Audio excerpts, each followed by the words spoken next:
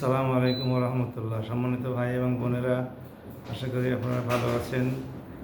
Saudi আরবের সাথে পাকিস্তানের একটি সামরিক চুক্তি আছে। এই চুক্তির প্রধান শর্ত হচ্ছে সৌদি আরব আক্রান্ত হলে পাকিস্তান এগিয়ে আসবে, আর পাকিস্তান আক্রান্ত হলে সৌদি আরব পাকিস্তানকে সমর্থন করবে। এখন পাকিস্তানের মধ্যস্থতায় ইরান আমেরিকার আলোচনা ব্যর্থ হওয়ার কারণে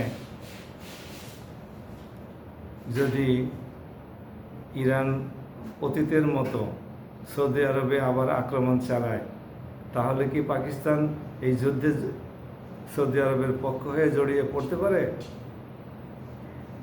ইতিপূর্বে শুধুমাত্র মার্কিন ঘাঁটিগুলোতে হামলা হয়েছে, এই এক অজুহাত দেখিয়ে ইরান সৌদির সাথে যুদ্ধে লিপ্ত হয়নি। কিন্তু আগামীতে সৌদির যে সমস্ত প্রকল্পগুলো আছে, প্রতিষ্ঠানগুলো আছে, অবকাঠামো আছে, সেগুলোতে যখন হামলা শুরু হবে তখন তো সৌদিও বসে থাকবে না।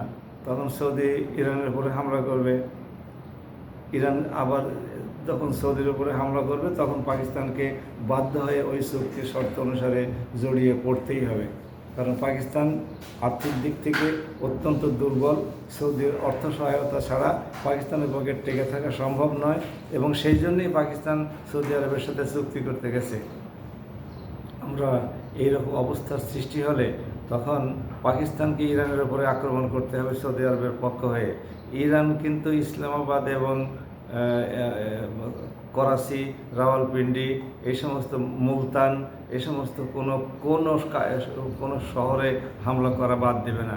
এই পাকিস্তানের এই বড় বড় শহরগুলোতে হামলা করলে এই পাকিস্তানের এই বড় বড় শহরগুলো একেবারে ধ্বংসস্তূপে পরিণত হবে। যেরকম মধ্যপ্রাচ্যের মার্কিন ঘাঁটিগুলো ধ্বংসস্তূপে পরিণত হয়েছে, ইসরায়েলের কিছু কিছু শহর ধ্বংসস্তূপে পরিণত হয়েছে।